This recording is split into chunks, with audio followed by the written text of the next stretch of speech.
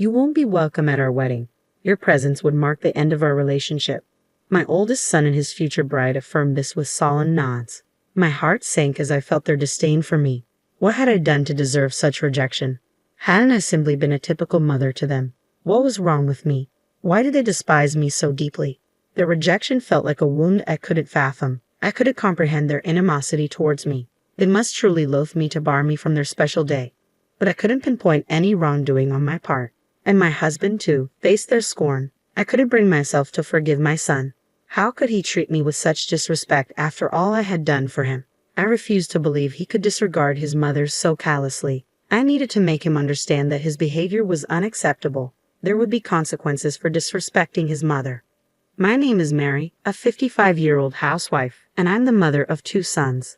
David, our eldest, now holds a prestigious position in a Tokyo-based company, while Tom, our second son, prefers the quiet life, working diligently at a local manufacturing firm. Once close, the bond between the brothers has frayed over time, with David developing a distaste for Tom. He subjected Tom to public humiliation and bullying, even after my reprimands failed to curb his behavior. Recently, David announced his impending marriage to a colleague from his workplace. She expressed a desire to meet us, prompting me to arrange a dinner. I welcomed this opportunity, seeing it as a chance to bid David farewell. David's aversion to Tom was evident, and Tom himself remarked, "It's probably for the best." The day we had agreed to meet arrived. A reservation had been made in a secluded corner of an upscale restaurant. The unfamiliar surroundings left me a bit flustered, but upon entering, I found David and a robust-looking woman already seated. "Hey, Mom and Dad, you're running late," David quipped. "Apologies, we got a bit turned around. This place is new to us," I replied. "Try not to make a scene," David retorted, though his words stung. I brushed him off, accustomed to David's demeanor. As we settled into our seats, we enjoyed a sumptuous meal while listening to their conversation. David spoke glowingly of his fiancée, praising her attentiveness to his every word and her forward-thinking approach to their future. He painted her as a paragon of perfection, unlike us, his parents. His adoration for her was palpable, though she urged him to tone it down. It seemed David couldn't help but extol her virtues and his own accomplishments whenever he spoke. When I inquired about their meeting, David dismissed it, asserting, "You should see how amazing she is," sidestepping any mundane details. It felt as though he was overcompensating, striving to impress us with her virtues, making me distinctly uneasy. My husband shared my discomfort, and I silently thanked Providence for Tom's absence from the gathering. "I'll say this again and again, she's nothing like you guys. Please don't mistreat her once we're married. Show her some respect," David implored. "I don't need reminding. I wouldn't dream of it," I assured him. "We'll see. You've always favored Tom over me. With that history, I can't be sure you won't do anything to her," David countered. His accusation hit me hard. While we had been preoccupied with David's relentless bullying of Tom, David felt sidelined and unloved. Tom had endured David's torment since childhood, and as any parent would, we tried to alleviate his distress. When I pressed David for reasons, his response was simple: because I didn't like Tom. Unable to bridge the gap, the issue remained unresolved. I hadn't realized David perceived our actions as favoritism towards Tom, but I chose not to challenge him, unwilling to escalate the tension. The strained dinner concluded without incident, but it was clear our underlying issues remained unresolved. "Getting up there in age, aren't you?" David remarked casually. "No need to fret. We'll look after you too." David had unilaterally decided that he and his wife would move in with us after their wedding, seemingly with her blessing. She chimed in, "You have another son who won't rely on you forever, right? I'll take care of him." The notion unsettled me deeply. While Tom did reside with us, it was out of genuine care and not entitlement. However, David and his family had moved in without our consent, claiming our space and assuming ownership. "Why don't you tend to the garden, Tom?" David urged. "I have work," Tom replied. "You're unemployed. Get to it," David retorted. "What? You're insufferable," Tom shot back. David's relentless pressure on Tom was escalating. I admired Tom's maturity in handling the situation, but the dynamics were far from simple. David and his family were scheming to oust Tom and us from the house without our knowledge. Late one night, after my husband and Tom had retired to bed, I ventured out for a drink of water, only to find the living room illuminated. "When do you think we'll have this house to ourselves?" she inquired. "Just a bit longer. We need solid plans to avoid any hiccups. Once we rid the place of the others, I want to give it a makeover. It's looking a bit dated. David chuckled in agreement. I was incredulous. I couldn't believe they were contemplating such a move. I immediately alerted my husband and Tom. Delaying action could spell disaster. As we deliberated our next move, Tom stepped forward with a strategy. Mom, I'll handle this. I've got a plan, he assured us. Though Tom's words provided some comfort, his plan called for patience above all else. Yet if Tom's method proved successful, David and his fiancée would be out for good. With that in mind, my husband and I agreed to trust Tom's strategy. Despite the various ongoing issues, life carried on, and David and his fiancée set their wedding date. They opted for a luxurious venue nearby, which surprised us as we had initially thought a countryside setting would suffice. It's a bit steep, but with our earnings, we can manage, David remarked with a smirk that irked me, though I held my tongue.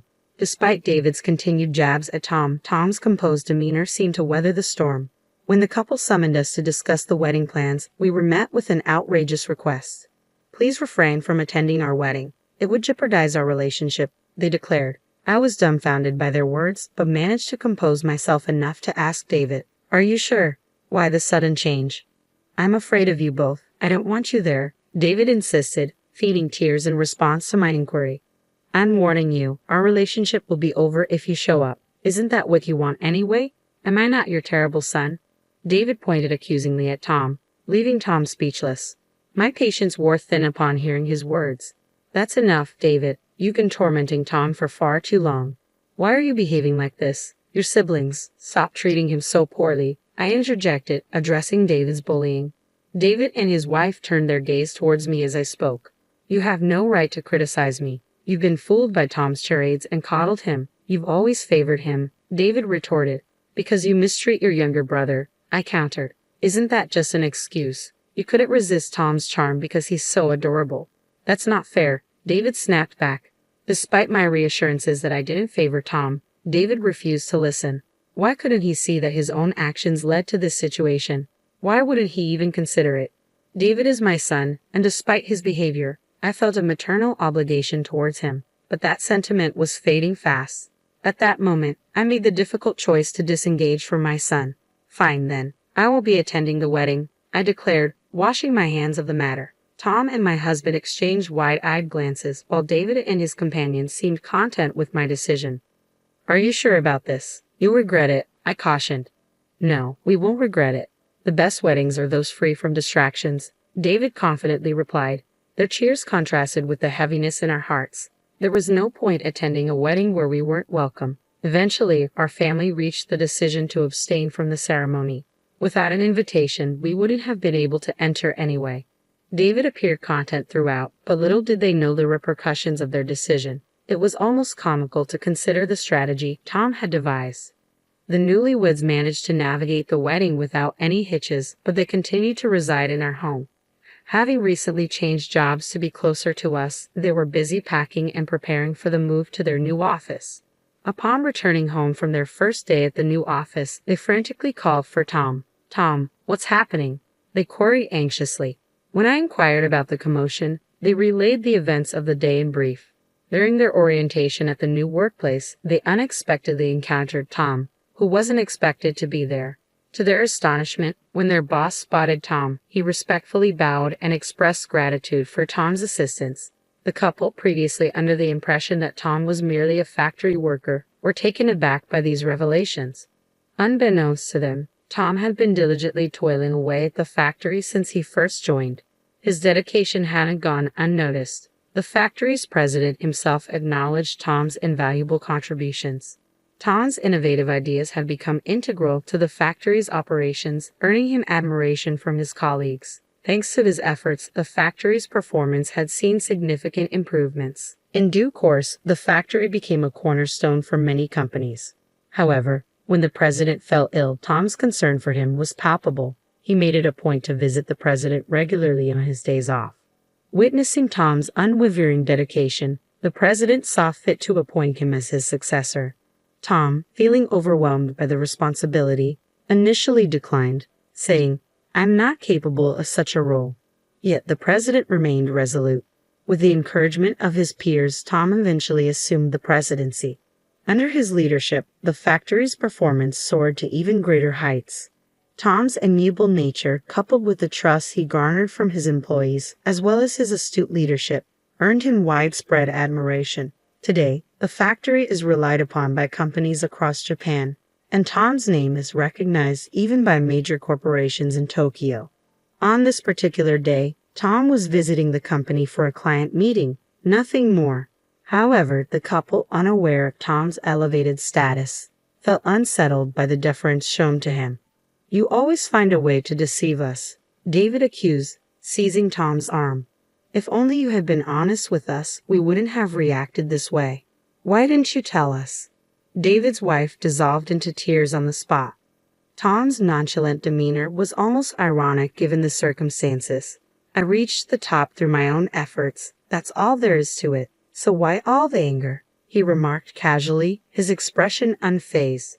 David's ire seemed to intensify at Tom's composure, prompting him to raise his voice. "Don't you dare act indifferent towards me." Yet Tom remained composed as he addressed David. "There's something else I want you to hear. It might be the most important thing for you." Through some effort, we managed to calm David and his wife and coax them into taking a seat. Tom, having retrieved something from his room, returned and began to narrate the story. "Firstly, take a look at this," Tom announced, spreading several photographs across the table. They depicted David's wife alongside a man in elegant attire, unmistakably capturing scenes of her infidelity. David's reaction was immediate. He erupted into shouts while his wife trembled, unsure of how to respond. "She's soon to be my sister-in-law, so I did some digging beforehand. And this is what I found," Tom explained calmly, gesturing to the incriminating evidence. "With this much evidence, there's no denying the truth," he added, prompting David's wife to bow her head in remorse. "I'm sorry," she murmured, her voice filled with genuine regret. David, grappling with the shock of the situation, could only stare in disbelief. This is the consequence of not looking beyond the surface of a person. "Nobody is perfect," Tom remarked with a laugh, eliciting giggles from the rest of us. David, overcome with despair, sank to his knees, the room falling silent save for his wife's earnest apologies. Ultimately, David and his wife went their separate ways, their marriage dissolved by David's unforgiving stance on infidelity. When it came time for his ex-wife to pay alimony, she found herself in a state of panic, relying on her parents' financial support to meet her obligations. Yet even this wasn't enough to mend the deep wounds inflicted upon David. Overwhelmed by the shock of the divorce, David chose to resign from his job. Since then, he has retreated into seclusion, rarely emerging from his room except to grab a meal. However, whenever Tom was around, David would recoil in fear, as if haunted by the memory of their confrontation. It appears that since that incident, David has developed a fear of Tom. The family had deliberated extensively on what to do about David. Ultimately, they reached a unanimous decision to sever ties with him in the near future. It pained them to contemplate such a drastic step, but David's selfish behavior left them feeling unable to forgive him. Several months later, David was ousted from the household. In his final moments there, he pleaded for forgiveness, but by then, he no longer seemed like family to them, and his expulsion felt like a natural consequence. Meanwhile, the remaining 3 members of the family now enjoy a carefree existence without anyone hindering their peace. Though her husband has retired, they face no financial struggles, thanks to Tom's hard work. She harbors a deep desire to ensure Tom's happiness and security for as long as she lives. Tom is set to tie the knot soon with his longtime girlfriend, a colleague from their workplace. Their relationship has flourished over several years, and the prospect of her precious son's wedding fills her with anticipation and joy.